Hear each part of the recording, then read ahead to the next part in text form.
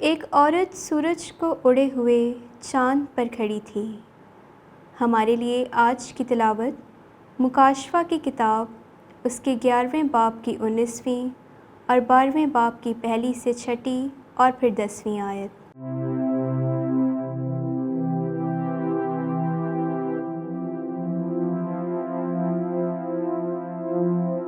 اس وقت خدا کی ہیکل آسمان میں کھل گئی اور اس کی ہیکل میں اس کے عہد کا صندوق نظر آیا، اور بجلیاں اور آوازیں اور گرجیں پیدا ہوئیں، اور زلزلہ آیا اور بڑے بڑے اولے پڑے۔ پھر ایک بڑا نشان آسمان پر نظر آیا، یعنی ایک خاتون جو سورج کو اوڑھے ہوئے تھی اور جس کے پاؤں کے نیچے چاند اور سر پر 12 ستاروں کا تاج تھا۔ وہ حاملہ تھی اور تکلیف میں ہو کر درد ذاہ کے سبب سے چلاتی تھی۔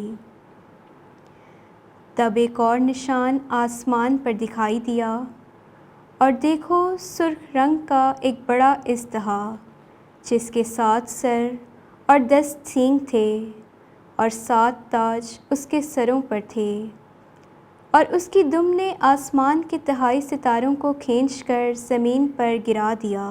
پھر اژدہا اس خاتون کے آگے جس کا بچہ پیدا ہونے کو تھا جا کھڑا ہوا، تاکہ جب بچہ پیدا ہو اسے نگل جائے، اور اس کے ہاں نرینہ فرزند ہوا جو لوہے کے عصا سے سب قوموں پر حکومت کرے گا۔ اور اس کا فرزند خدا اور اس کے تخت کے پاس تک اٹھا لیا گیا، اور وہ خاتون بیابان میں بھاگ گئی جہاں خدا نے اس کے لیے جگہ تیار کی ہے، تاکہ وہاں 1260 دن تک اس کی پرورش کی جائے۔ تب میں نے ایک بڑی آواز آسمان سے یہ کہتے سنی کہ اب نجات اور قدرت اور ہمارے خدا کی بادشاہی اور اس کے مسیح کا اختیار ظاہر ہوا۔ پاک کلام کے پڑھے اور سنے جانے پر خدا کی برکت ہو۔ خداوند کا شکر ہو۔ جماعتی زبور اور ہمارا جماعتی جواب ہے: ملکہ تیرے دہنے ہاتھ اوفیر کے سونے سے مزین کھڑی ہے۔ شاہوں کی بیٹیاں تیرا استقبال کرتی ہیں۔ ملکہ تیرے دہنے ہاتھ اوفیر کے سونے سے مزین ہے۔ اے بیٹی سن، غور کر کے کان لگا، اپنی قوم اور اپنے باپ کا گھر بھول جا۔ جماعتی جواب: ملکہ تیرے دہنے ہاتھ اوفیر کے سونے سے مزین کھڑی ہے۔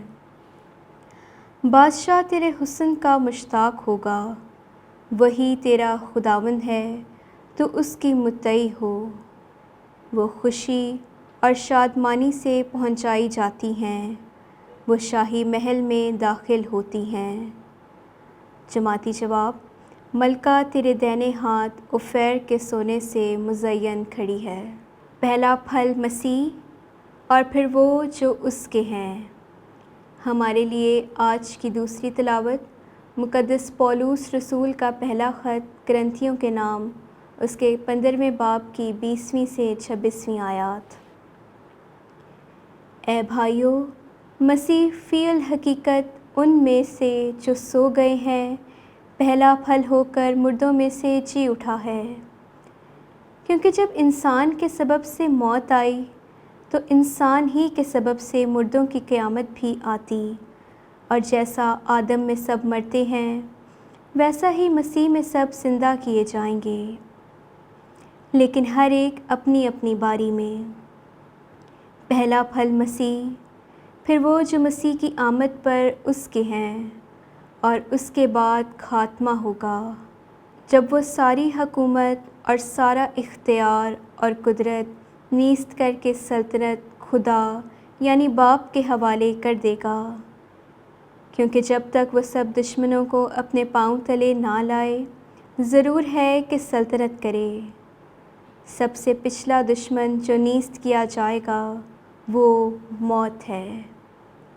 پاک کلام کے پڑھے اور سنے جانے پر خدا کی برکت ہو۔ خداوند کا شکر ہو۔